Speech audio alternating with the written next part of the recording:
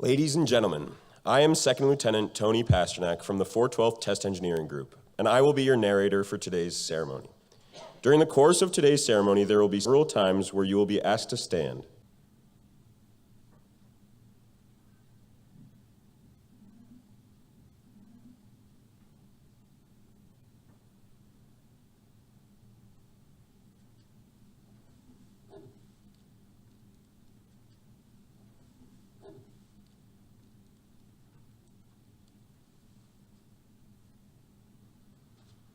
Ladies and gentlemen, please stand for the arrival of the official party and remain standing for the playing of ruffles and flourishes, posting of the colors by the 412th Security Forces Squadron Honor Guard, the singing of our national anthem by Staff Sergeant Tyler Doherty, and the invocation by Chaplain Connor Sims.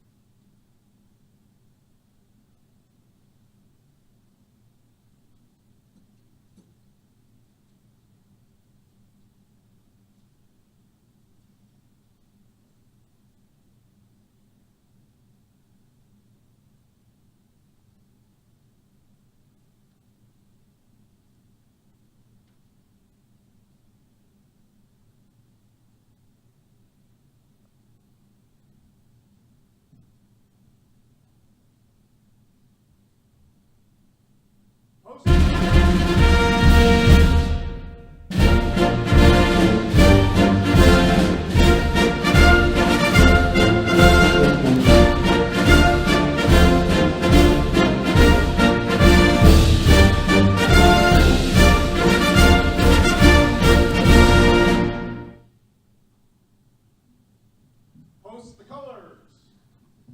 Stand by. Colors. Attention. Hunt. Forward. Arms. Forward. March.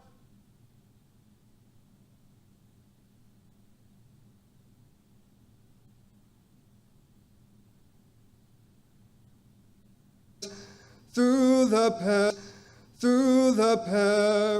perilous fight, o'er the ramparts we watched were so gallantly streaming, and the rocket's red glare, the bombs bursting in air, gave proof through the night that our flag was still there.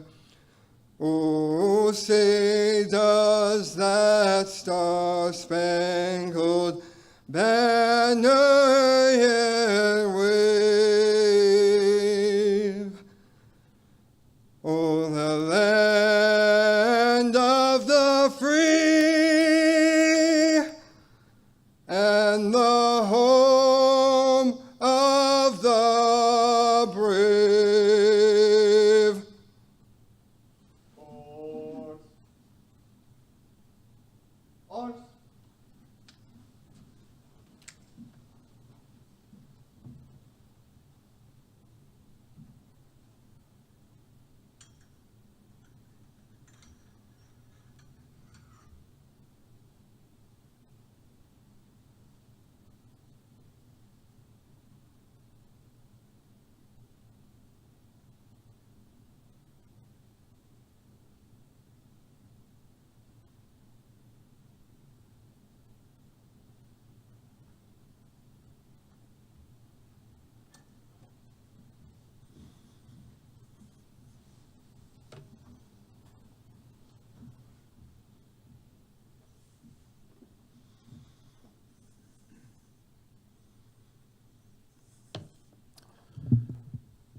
My voice is not quite as intense. We're going to go ahead and pray now. Would you bow your heads with me, please? First time singing the national anthem in uniform. Awesome. Gracious and loving God, we gather today with hearts full of gratitude as we honor the retirement Command Chief Master Sergeant Justin G. Stolzfus. For nearly 29 years, he has served with distinction, leading, mentoring, and inspiring airmen across the force. From civil engineering to maintenance, medical, munitions, and beyond, from local squadrons to international leadership, his influence has reached across continents and career fields. He has embodied the values of integrity, service, and excellence in every assignment. Most recently, his impact here at Edwards Air Force Base has left an indelible mark on our mission and our people. Today, we give thanks for the strength, wisdom, and resilience you've given him through seasons of peace and conflict, growth and challenge. We honor the countless sacrifices he and his family have made in service to this nation. Bless his wife, Jessica, his sons, Dylan and Aiden, who have stood beside him with unwavering support. May this next chapter of their journey be one filled with joy, rest, and new purpose together. Grant that all of us here today might be inspired by his legacy to lead with courage, serve with humility, and to care deeply for those entrusted to us. Amen.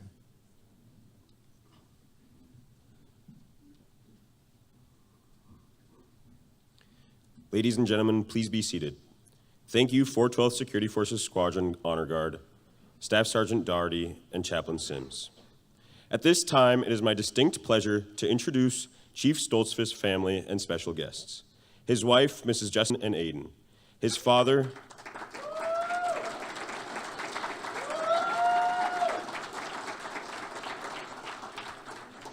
Mr. Ken Stolzfus, his sister, Mrs. Jennifer Berry, his brother, Mr. Joshua Stolzfus, sister-in-law, Mrs. Cheyenne Stolzfus, and their children, Monterey and Sydney.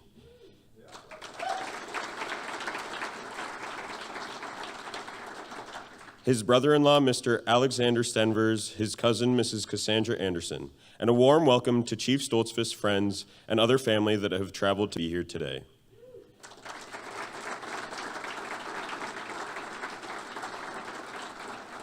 We are privileged to welcome our distinguished guests, our presiding official's wife, Mrs. Jody Wickert.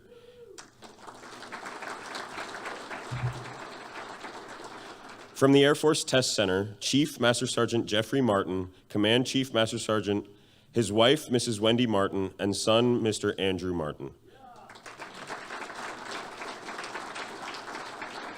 Colonel James Hayes, Deputy Commander, Chief Master Sergeant Joshua Skarlokin, Command Chief, Mr. Daniel Osborne, Senior Technical Director, and Colonel Thomas Tower, Inbound Commander.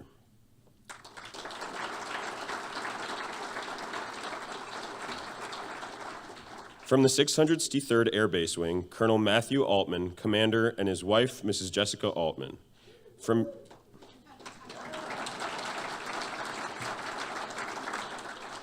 Shepherd Air Force Base, Chief Master Sergeant Wilfred Freddie Morgan, Commandant, Non-Commissioned Officer Academy.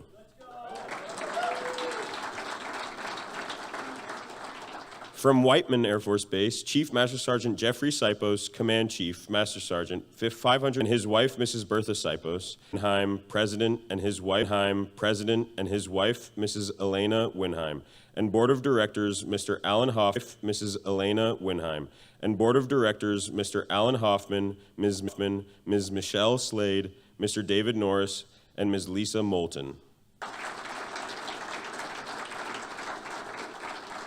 From the Muroc Joint Union School District, Mr. Kevin Cordis, Superintendent, Mr. Trevor Walker, Assistant Superintendent.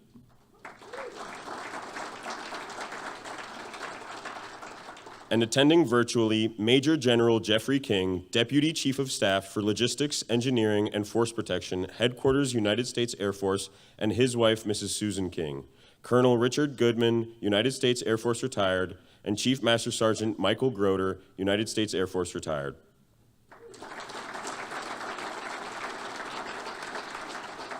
A warm welcome to all commanders, senior enlisted leaders, first sergeants, Muroc Joint Unified School District Board members, and members of Team Edwards for taking the time to be here today.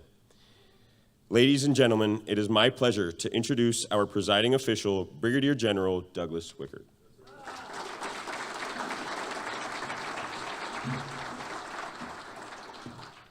The next we got through the intros, which is testament to just how extraordinary, So today we're going to celebrate Stolz. He's known by a lot of people in the audience here as Stolz.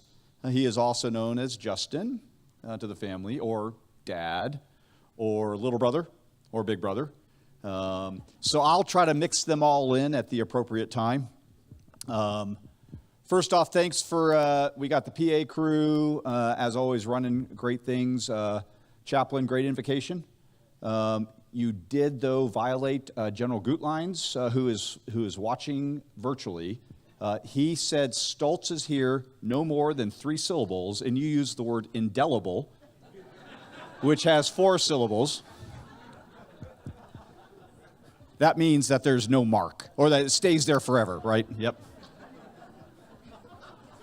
Yep. No, it's good. It's good. He might be up to like 3.5 by now, so. And how about that national anthem?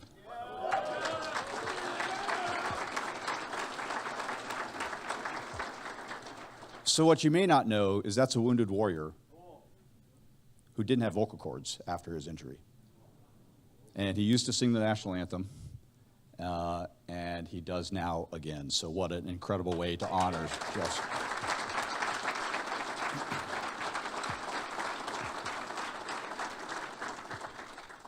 So that Justin doesn't have to, so that Stolz doesn't have to, I just once again want to kind of recognize everybody. So Ken, it was finally great to meet you. I feel like you spent a lot of time. In fact, over the last 2 years, I know for a fact I've spent more time with you than I have with my wife. And it's probably true that you've spent more time with me than you have with Jess. So you really get to know somebody really, really well. To you before, I think the best reflection of who we are as humans is kind of how our kids turn out. And you've got Jennifer, Josh, and Justin here are just shining examples of what you did as a father.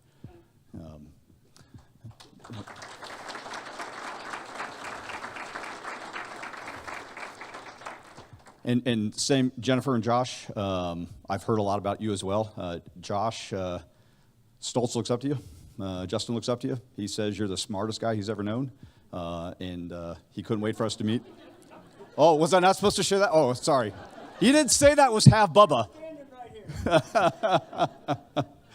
And Cheyenne, great to meet you. I've heard the story, and Monterey and Sydney, your uncle's pretty cool. And we're going to tell you more about that. Alexander and Stolz were actually at the deed together. They were deployed. So Alexander was a dirt boy, too. We're going to keep it in the family, I guess. And Cass, great. Speaking of dirt boys, so Air Force CE here. So this whole contingent right here, once you get past the front row, although Colonel Altman's in the front row, is Minot. Were you a Minot too? Civil engineer. Well, civil engineer. Yeah, but the Minot contingent here is strong. So Chief Martin and Wendy, thank you for being here. T-Pain, I saw both our deputies that Stolz and I had. So T-Pain, following the heels of Kit Kaspers, Chief Skarlocken, Dano, Mike. And then Colonel Altman, I'll have more for you in just a minute. But you and Jessica. So a lot of you have heard the story, and I'll actually tell it in a bit. Colonel Altman thought that he was getting Stolz. And General Heiger, so I owe you an incredible, immense debt of gratitude. So Colonel Altman just wrapped up Wing Command at Langley Air Force Base. Stolz was doing effectively his second command chief tour at Incirlik, and for all intents and purposes had orders. Was to Langley. He had served with Colonel Altman, And so he wasn't SimSAF at the time, but Dave Flossie, who was the AFMC command chief, it's like, ooh, if we're gonna put Beaker at Edwards, we need a good command partner to fill in all the gaps and everything. And he knew Stoltz from growing up, and so he's like, I know just the perfect person. And so he called General Higer and said, all right, here it is. And so as I understand it, General Higer called Colonel Altman and did kind of this thing and said, let's see if we can work this out. Stoltz is coming to Edwards. And then General Higer gave Stoltz a call and said, congratulations, you're coming to Edwards. He's like, I didn't interview for Edwards. He's like, this is your interview. So let me get through the rest of the introductions. This comes and the greetings. Freddie, is great to meet you again and welcome you back to Edwards. So this is a testament, right? The turnout and the folks online are just a testament to just what an incredible airman and what an incredible impact over 28 years of service that this airman has had. Jeff Sipos, welcome. We've run into each other a couple times, and we both think as highly of Stoltz, although I guess maybe we shouldn't tell him that. So out at Whiteman, just last month, Whiteman did some pretty big stuff in the world. So.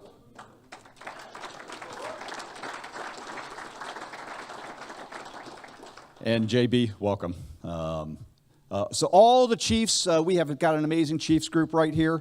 That's testament. And then, and as well, just the incredible partnership. And I'm going to give 95+% of the credit to this man.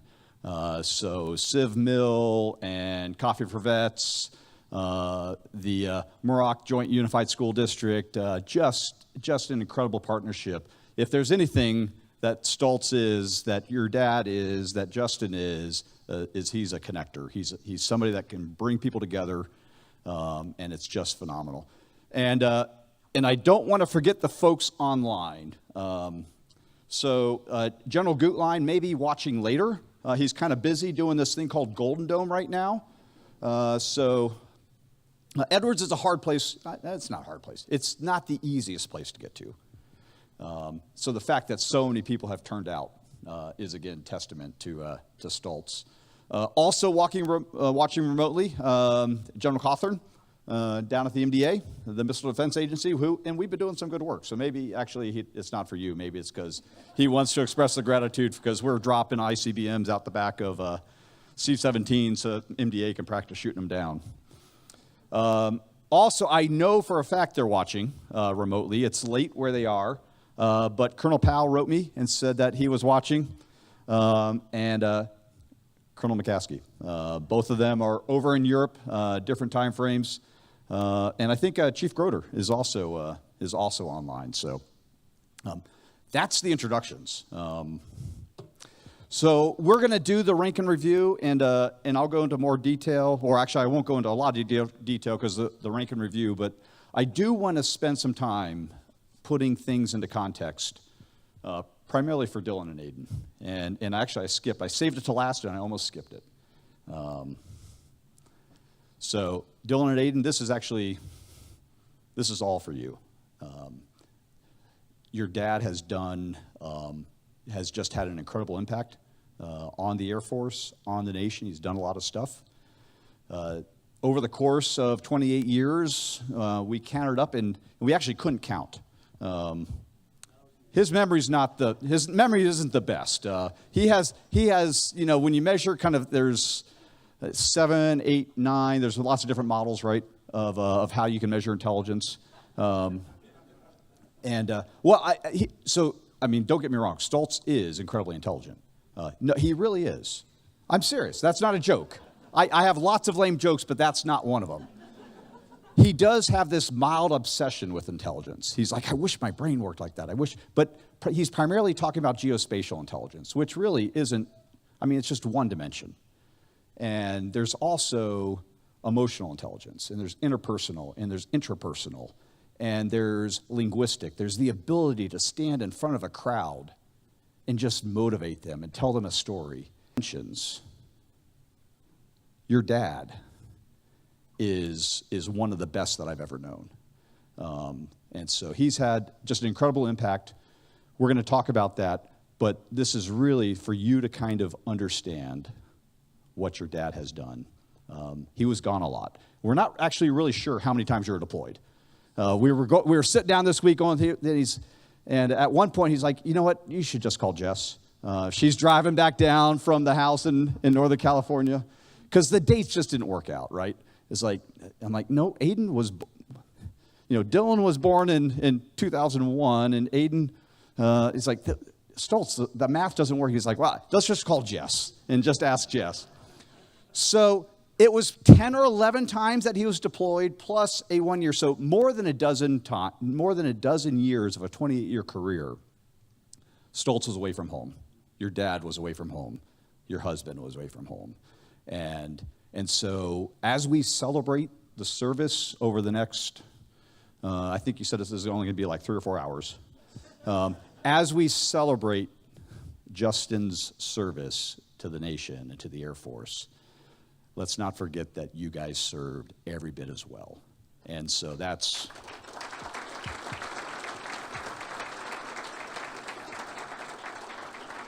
In a minute, we're going to put a medal on him. And he gets to Travis, and lots of great things happen there. Of course, he's a sharp troop from the beginning. He was sweet on me. He doted on me. But it was clearly love at first sight. And he pulled out all the chalks. And so, eventually I decided, okay, let's do it. Let's get married. And they couldn't find the justice of the peace. This is like pre-cell phone. So GPS was a thing, but the GPS, the personal GPS units, the pluggers, they were like the size of a bread box. They were huge, and so you just didn't have them. So actually, the first attempt to get married, they didn't get married, but they did persevere, and they did get married, and Jess, you've stuck with it, and so I commend you, having stuck with it. Only known Justin or Stoltz, at the end of his career or in the last 10 years of his career. I mean, this is an airman in all caps who bleeds blue, but it probably didn't start out that way. And so Jess was pregnant with Dylan, and he got orders, and he's like, orders? What do you mean I got orders? What does that mean? Didn't know anything really about, why would you? So, he's crushing it as an HVAC technician there at Travis, doing all kinds of great stuff. But he's like, well, I'm about to have a baby. I can't go to Japan. And there's a shop chief in CE who sits him down and explains to him of how the Air Force works. And says, and convinces him to put it in. So, that was probably like the first example where Stoltz learned what it is to mentor. And so, again, those of you who know him know how just an extraordinary mentor that he is. And it's one of the things I love about the Air Force is that we actually do, grow the next generation. So I don't know who that shop chief was. I wish I could send him a note and thank him for convincing Stoltz to stay in and orders to Okinawa, to Kadena, and they did. And I think you went for about 6 months by yourself before Dylan was old enough, and Jess and Dylan finally joined Stoltz. This was I think you left maybe 11 days after September 11th. That's also about the same time that, again, there's parallels through this. This was meant to be. That's at the same time that Jody and I went to Korea, was right after September 11th. And she was pregnant, 8 months pregnant with our first. So he gets to Kadena, and we're going to spend, so Travis was only 3 years, and the way the Air Force works with those orders, but they're going to be in Kadena for 5 years. And already, before mission readiness was cool, Stolz was already doing it. So he started a combat skills training program, a CST program, on his own initiative, at his own volition, and just doing great work. Now, there's also like the first typhoon. So there's also this weird natural disaster thing that follows Stolz's career. Like every time he goes someplace. So there's a typhoon, at least one typhoon. There might have been a couple in Kadena. The big, you also end up doing service up at Masawa after the Fukushima, or after the big tsunami that took out Fukushima. And so and then of course, magnitude 7.8 or 8.7, a big earthquake in Turkey that killed more than 50,000 people. That was when Stolz was at Incirlik in Turkey. Well, I guess maybe we're fortunate, knock on wood here. We haven't had the big one. We are just north of the San Andreas Fault. We did, though, 2 days after the change of command, when Stolz is here, we did have the first hurricane. It was fortunately only a tropical storm by the time it got here. Tropical Storm Hillary that flooded Death Valley. So Death Valley turned back into a lake, and we actually had a typhoonaquake, a hurricane at the same time frame. So I guess if the ground starts moving, let's all exit quickly, because I just realized maybe you're not done yet. So again, he was a strong performer from the start. When I went back and read his EPRs, I guess I shouldn't have been surprised, because I know how good you are, but I'm like, it actually shows up in the record. So he was consistently stratted top. So he was number one of 350 NCOs at Kadena. He was the Civil Engineer Group NCO of the Year at Kadena. He won multiple PACAF awards, 5th Air Force awards. And so over the course of 5 years, the first of 2 trips to Kadena, just a phenomenal impact, incredibly strong performance. And then it was 5 years were up. It's now 2007, and here's an opportunity to get back to the East Coast, be close to Dad. So Dover Air Force Base. Although I guess I should point out, I think so Dylan and Aiden and Jess went to Dover Air Force Base. You weren't there a whole lot. You were tapped for 2 Army deployments. Both were 9+ months, plus all the workups ahead of time. So in 3 years at Dover, I'm not sure if you were there. You might have done a touch and go back. It turns out that when they got orders back to Kadena, while he was still in Afghanistan, for the second of those deployments, and that was the one that almost killed you, Jess did all the out-processing back at Dover. So, she really is. She deserves, as we start to decorate him, she really deserves, all of the credit. It's all the Air Force wives are like, yep, that's pretty standard. But it is still absolutely amazing. So that deployment, I don't know if you're a ping pong player beforehand. But you certainly honed your skills. So what your dad was doing, and I don't know if he talks about this or not, but he was going at this point in time. This is right before the surge in Afghanistan.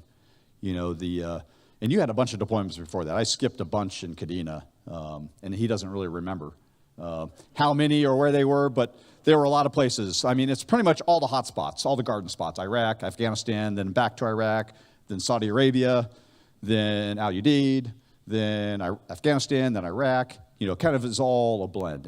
And he's just the guy that says, when it's my time to go, I'm going, and I'm going to work hard. And you read the decorations, you read the performance reports, and this is a guy that just does not stop. You think Energizer Bunny, and it's just nonstop. But that does take a toll. You came back from one of those deployments. Aiden was, you don't remember this, Aiden, but I've heard the story many times. Aiden was going to have nothing to do with this guy. Who is this guy? And so he's hiding behind Jess when they go to meet him at the airport. And that's part of the sacrifice that military families make as they are serving right alongside the service member. And those were hairy. So those Afghanistan deployments when your dad wasn't there, but they got shelled one day. So they were going out to the field. They were building bases from bear kits. So show up in the middle of nowhere and make a base there, so that we got places where we can go out and we can operate. We can do forward air refueling. And one time they got shelled pretty bad, and Stoltz woke up in the hospital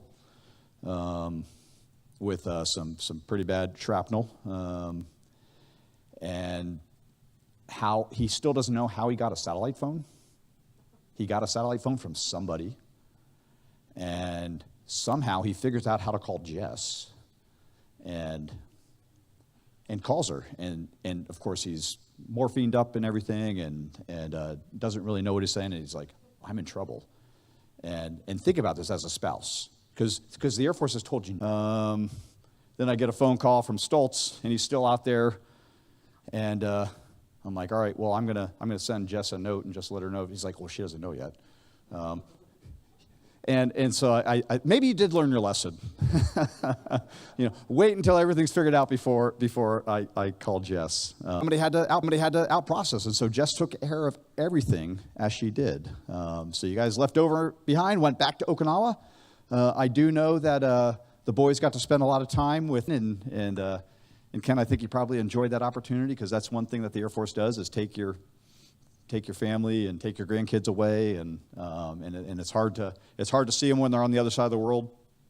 So we're back to Gardena, and this is actually, I think, where the Stoltz that most of us know now actually really starts to emerge, because he's back there.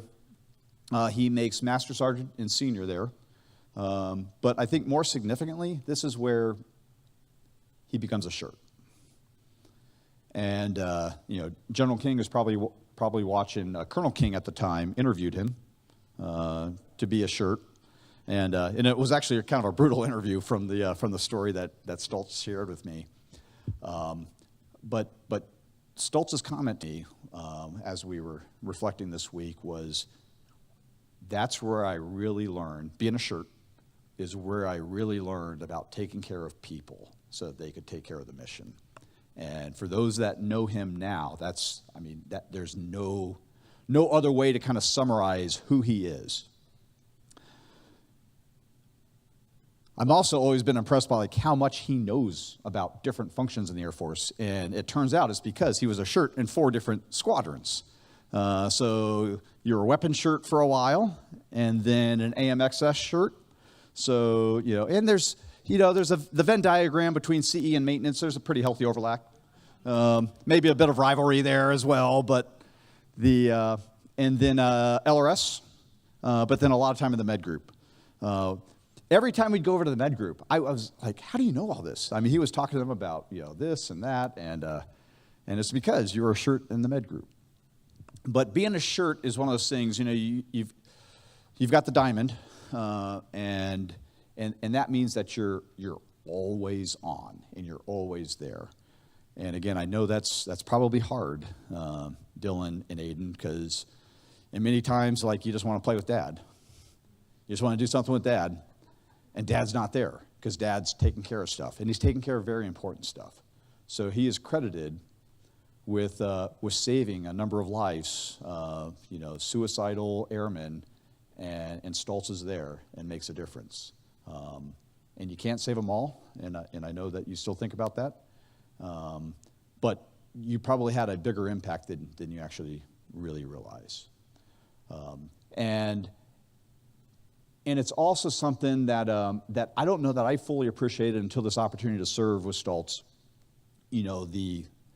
The leverage, the superpower that the shirts bring to us. And so it's something that he made me aware of, and it's something that I've seen with our own first shirts. And it's something that you really took a lot and have really emphasized here, and I see the force multiplier aspect of that.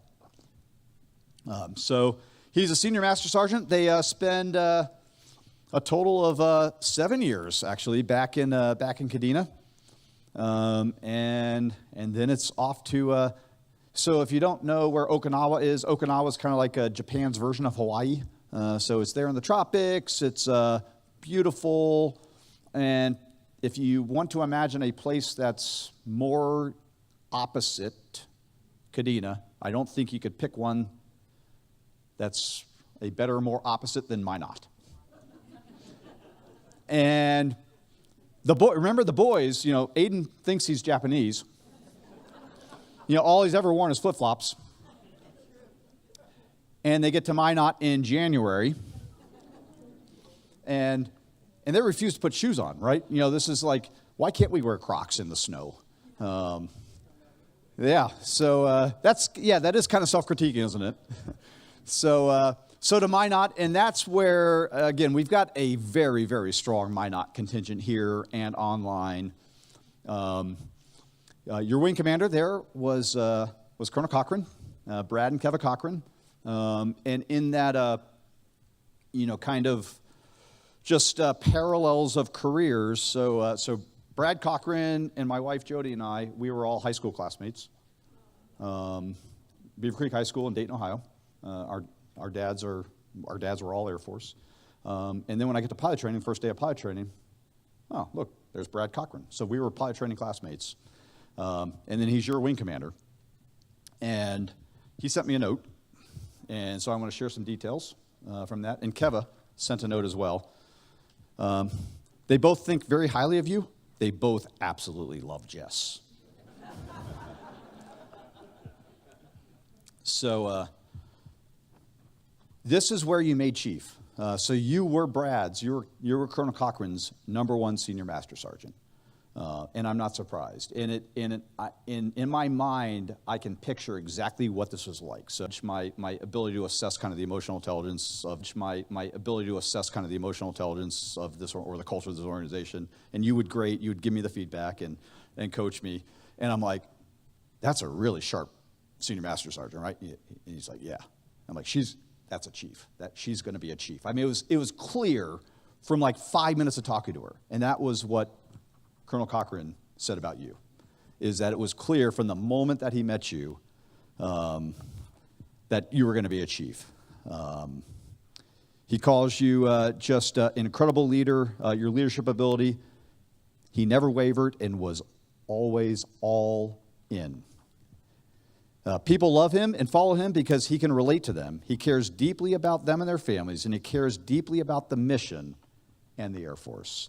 And what you shared with me is it was your time as a shirt in Kadena where he really kind of drank the Kool-Aid and bought into the mission, and we're fortunate for that.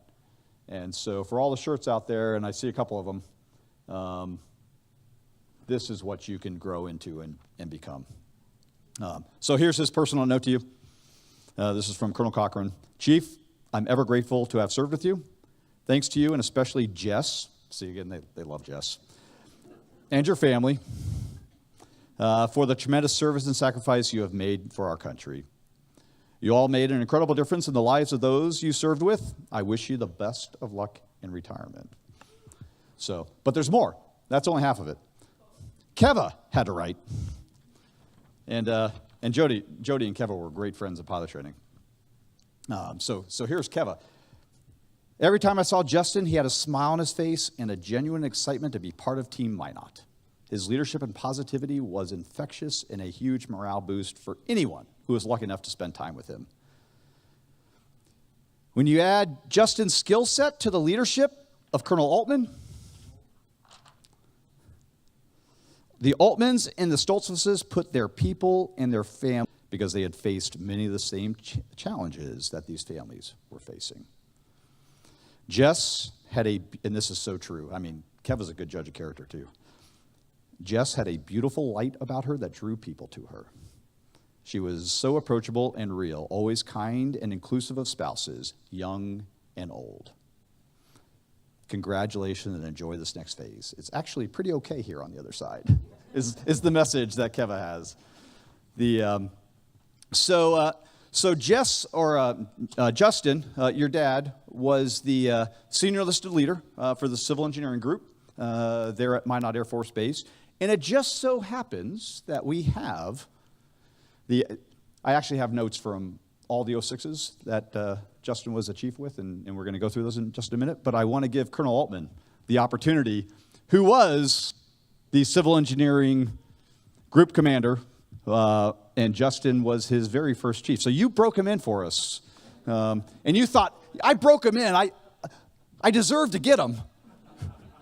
As the Langley Wing commander, and once again, Sieg, thanks. So Matt. Sir, thanks for this opportunity. Good afternoon, everybody. Again, Matt Altman. I had the pleasure of serving with Chief Stolzfus, Jess, and the family. Our family absolutely loves them from our time at Minot. I will say, and sir, I appreciate just a brief moment just to reflect a little bit on our time and how much we love Stoltz. I can't believe this photo made your program, though, brother. I don't know, have you seen it? If anyone turn to the last page of your program, please, of him holding the weight with that mustache and his glasses on backwards. I can tell you that was a joke. That was the one day that Stoltz didn't come to work. It was during COVID. We had to, Shirt McClure's back there, senior. Actually, he's in a formation soon. But we had to convince him that we were also going to take a day off because it was when you were supposed to be working from home. And we never did because our squadron likes being together. But we had to convince him that we were taking the day off too. And he was sick as a dog. I guarantee he had COVID 3 times. He would not stop coming to work. And he was home, and I betrayed you that day, and I'll never forget how disappointed you were when I told you that, yeah, of course we were at work. You just looked terrible and needed to take a break. But he sent me that picture later today, and that one made your program, so I love it, brother. So just quickly, if I can add a little bit more context, the general has said things perfectly. The only thing I want to correct the record a little bit on the command chief discussions with my previous wing command. General Heiger was very gracious, and it wasn't a power play. It was more of a... I think his direct quote from the email was, wow, we both think very highly of Chief Stolzfus. How do you want to deconflict this before it goes to the Chiefs group? And I was like, oh, my God. I remember telling Jess, I'm going to lose. I'm going to lose. Sure enough, yeah, rank matters in the Air Force. But I can tell, sir, thanks for your hospitality. And I can tell this was the right place for the Stolzfus family. You can tell with this base, we talked a little bit at lunch today with our Minot crew about Minot is considered remote and isolated. This base is considered remote and isolated for good reason. And I don't mean that in a bad way. I love those bases. But the base is beautiful, especially for a desert base. It's a beautiful base. And you can feel the connection. You can feel the culture on this base of warfighters focused on the mission. I have no doubt that is due to Stoltz and Jessica, your love for this community and how you brought them together. So absolutely the right choice to be the command chief here, as much as our family would have loved to spend that time with you at Langley. Yes, Jess is still not over it, but if I can provide a little bit more context, too, on the team that's here, I appreciate the opportunity to represent the Minot crew, because I think for all of us, we'd say that the time we spent with Stoltz and the time we spent with the War Bulls was a formative, if not a standard resetting time for all of us. I think, as we've talked in the years since, we've talked about the fact that when we think now about what right looks like, our mind always goes back to that time in the War Bulls and the team that we had and the things that we accomplished, but more how we were together. So it was a special time for all of us. And as I think about, I stepped into that squadron commander role. We had a chief in the squadron in our fire department, and Stoltz was the senior enlisted leader as a senior master sergeant. That told me something right from the get-go, that people were thinking highly of him, much like Colonel Cochran said, and he was spot on, as was Kevin, as always. But because Chief Sipos saw enough of Stoltz to put him in that role when they pulled Chief Sipos up to the Mission Support Group senior enlisted leader. And Chief Sheehan, right there, our command chief, also thought highly of them to make sure that this line was intact. And in fact, they're all HVAC troops, too, so there must have been something to HVAC. Little nepotism there, but brought them all together. But, yeah, we have 3-time command chief, Chief Sheehan, now 2-time wing command chief in Sipos, 2-time command chief in Chief Stolzfus. And on the other side of that, we've got Chief Brown, we've got Chief Freddie Morgan, that were senior master sergeants in the squadron at the time, now chiefs. We had Chief Phil McAlpin from that squadron. We got Senior Chris McClure, who'll be in the ceremony earlier. Our triad, and he will be a chief one day, I have no doubt. Chief Stolzfus built 5 chiefs in that squadron. That says a lot. That says a lot for his leadership. Absolutely.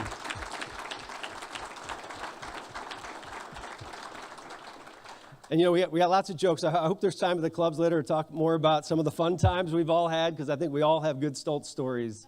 I know everybody does. I can't believe we haven't talked about his organizational skills or his Post-it notes yet, but maybe we'll get to that later. But there's stories to be told about Stoltz. Ask me later about his sleeves and him having to buy shorter pens because he had the sleeves shortened to fit his arms. I'll never forget a meeting we had, and he pulled a pen out. I was like, that looks like one of those astronaut pens. What's up? And he admitted it's because he had his sleeves shortened, and it got too short. Anyways, nonetheless, lots of stories to be told later.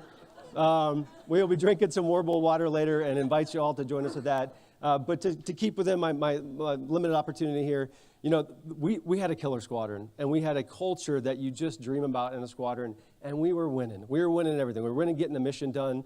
2 very important missions. We got a bomb wing, a missile wing, nuke wings. I mean, really important mission, as you all know, is Minot. It's a tough location. It's a tough climate.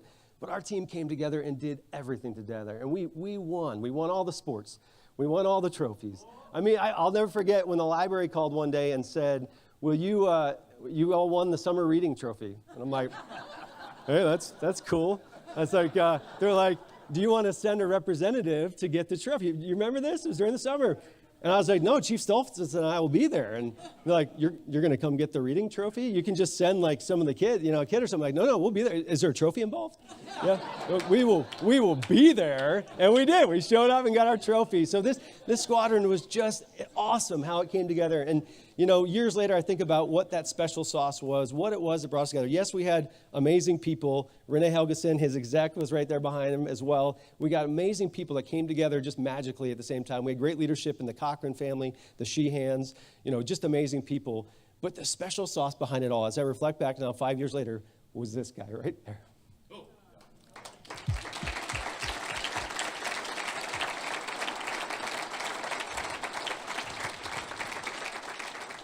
And if I can just in probably capture, it's hard to capture Stoltz he's Stoltz, right? I mean, he's special to everybody. If you saw him this morning, you saw why, right? By the way, EOD flight, I'm standing upright and trying not to bend over awkwardly because my body's killing me.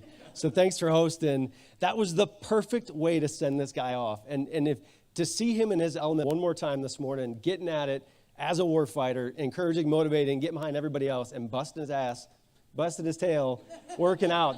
So thanks for hosting that today. I will be hurting for days, but I appreciate it. But, it comes down to 5 things in my mind with him. First and foremost, he is a warfighter and a patriot, and he's grounded in tremendous values instilled upon him by his family. So they did a fantastic job. He's an incredible human being, and he's an absolute warfighter and a motivator. And everybody in this room knows that right here. Seeing your defenders step up front in their kit, oh, I know I got you, man, but it was perfect. It was absolutely perfect. So first and foremost, absolutely, he's the most authentic person I've ever met. You may not be able to spell ulterior motive, but I guarantee you don't have an ulterior motive either. That's for you, sir. So, but I can tell you that Stoltz does not have an ulterior motive in his body. He is the most authentic human being. He is exactly what you see every day.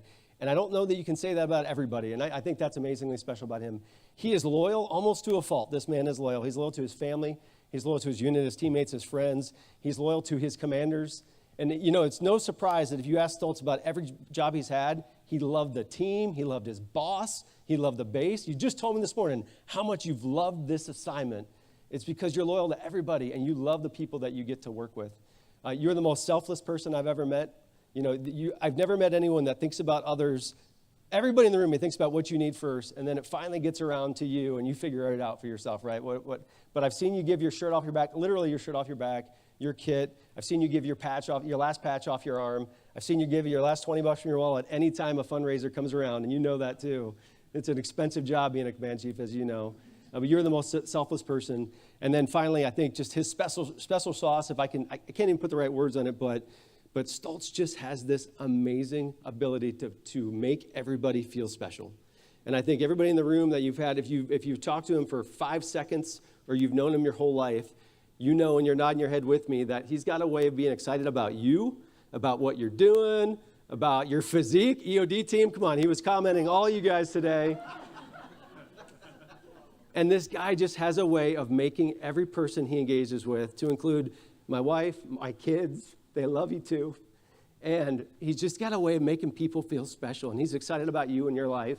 And that brings people together. It brings people together as a team. It makes them proud to be part of that team. It makes them proud of the patch they're wearing. I know you've leveraged that so much in your leadership style since. And it's just, you are one of a kind. And I know that's cliche. You hear that a lot. But if I think of all the people I've met and been blessed to serve with in my career, Stoltz is one of a kind. And you absolutely killed it for us and our team at Minot. You've killed it ever since. We're proud to know you. We love your family. We love all y'all. And we just couldn't be more proud to see what you're going to do in the next chapter. So thank you for your service. You've made this Air Force and every single person that's even seen you better for your service, especially at our time with Minot and well beyond. So thanks, Stoltz.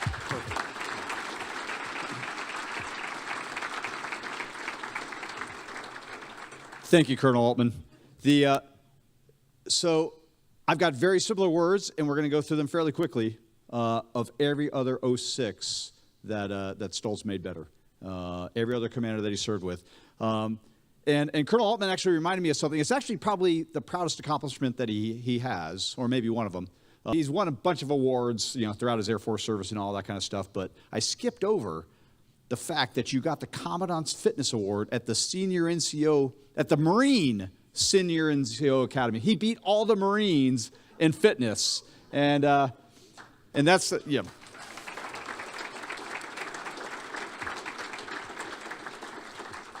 When we sent Sergeant Molland to the Marine Senior NCO Academy, and you were telling him, hey, they take fitness seriously, I didn't realize that was why you were setting them up that way. So time was up at Minot, and in time for the next assignment, and so the boys get to wear flip-flops again because we're going to LA Air Force Base. And so Colonel Beers also sent a note. So effectively, it's a command chief job down at LA Air Force Base as they're transitioning into this new thing that the Air Force just midwifed called the Space Force. So they're going through that. That's where General Ryan, syllable word for staff meetings if Stoltz was present. But here's what Colonel Becky Beers has to say. And this is so true. He has truly never met a stranger. He's the biggest orange. And and that's very fitting. Again, it's meant to be, right? These are all the kind of like the converging forces that are, eventually, vectoring you towards Edwards Air Force Base and our mission. And he's shared this story a couple times. When he interviewed for the position down at LA Air Force Base, Colonel Beers asked him, "What color are you?" And he's like, "I'm white." It's like, this is awkward. And she's like, "No, silly." What? And I didn't know about this. There's like color personality type things. And he's orange, which is so fitting. And it's actually true. So he is loud and he craves attention. But not for himself, for his airmen. And that's absolutely true.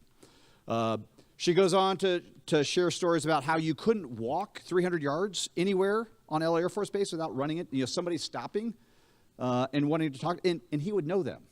And so it's one of my great joys, as I go around Edwards Air Force Base and they find out who I am. In fact, at the gate last night, we got stopped for random vehicle search coming back in, my bride and I. And when they found out who I was, they said, "Oh, do you know Chief Stolzfus?" And I immediately went up in their estimation. So Chief Tab, some great defenders there at the gate. And because I know Chief Stolzfus, that vehicle inspection was just fine.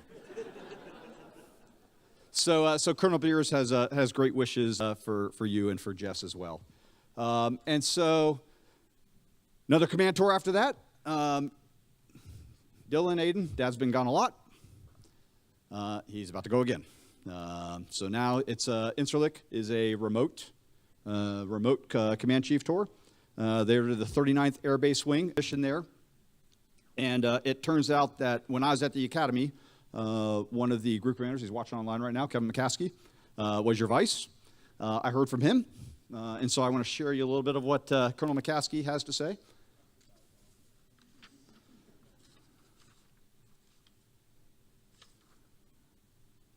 here's Kevin's.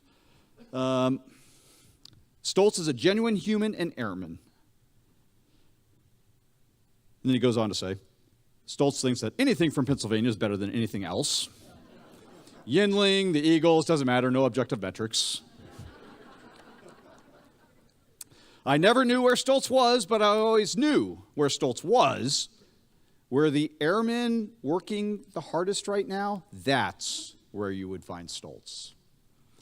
And then he goes on to say he's the ultimate sandbagger. The dude would undersell himself on everything except golf and vocab words. He was genuinely horrible at both. And then he makes reference to Stoltzisms that I'll actually save that for what Colonel Powell has to say. Colonel Powell has a 3-page list of Stoltzisms, and I won't go through all of them.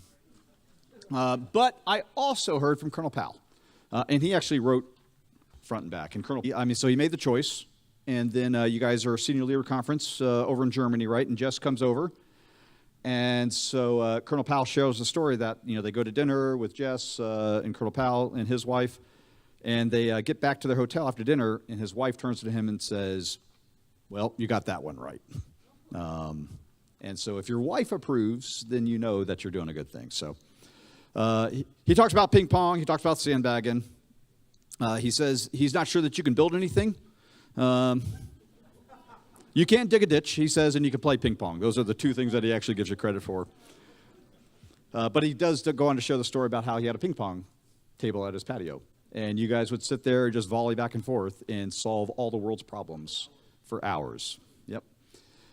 And I'm actually, you heard Colonel Altman mention it, and it's what I'm gonna close with. But Colonel Powell says the same thing. So if you have multiple different people observing the exact same thing, then as a good Bayesian, you can have more confidence that it's accurate.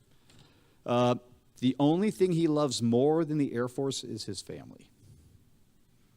And and it's one of those things where, again, we have spent a lot of time together. The amount of I know more about both of you than you probably realize. And I know how incredibly proud your dad is. Your dad loves you beyond all kinds of things. He and I spent our days talking about them and our mission and airmen, and our evenings talking about our families. Not sure he could love them any harder.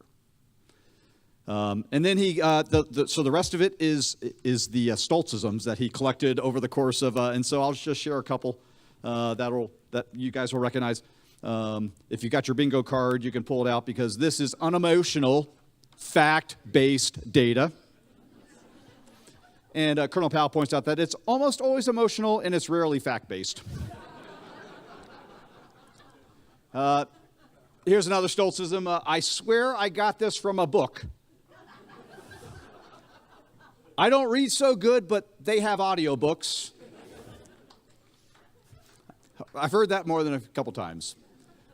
Culture, and so we're going to talk culture here in just a second. Culture is the worst action that you tolerate. So true. It's a real thing. Look it up. Back when I was a shirt at Kadena. I skipped the gym this morning. Rarely true, he points out.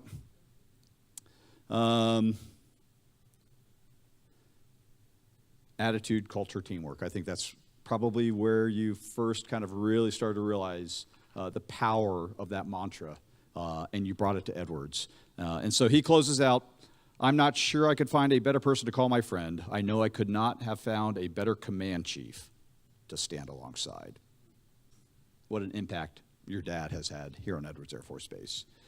We have a lot of visitors. If you want to know what the future of the future Air Force is going to look like, it's the one that's flying in the skies at Edwards Air Force Base. So we get all kinds of DVs. We've had the SECAF 3 times. We've had 4 stars and combatant commanders. And the thing that always brings me great joy is, and this has happened half a dozen times, and it's completely unsolicited. But we'll be finishing up at the Glen Edwards room for dinner or something, and the command chief of whoever is visiting will take me aside, or take both of us aside, and say, "You guys have a good culture here," and the fact that it's recognized means, again, by a lot of independent people. Again, as a good Bayesian, we can kind of take some confidence in that.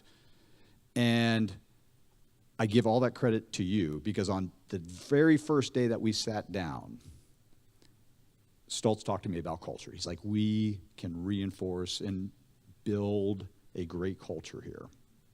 And there was already a great culture to start with. And it just, it was just a matter of doing the right thing, empowering the airmen. The focus on mission command, again, started before that was a cool, sexy thing for the Air Force, just like you started, combat skills training before mission-ready airmen was a thing. You have definitely led the curve. And so I just had this conversation with John Richardson a couple weeks before he retired, and he was asking me, so what are you proud about? The Greek have 4 different words. The Greek have 4 different words.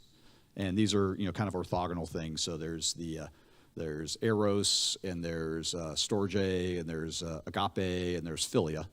And so philia, the philia love is the type of love that is, often the example they give is military, military teams. The fact that almost everybody that was at Minot from 2017 to 2020 is here is a great example of that filial love. And as I look out at, like all the airmen that we have here from Edwards and knowing the impact that you've had, that is a great example. So you have just a great exemplar of filial love.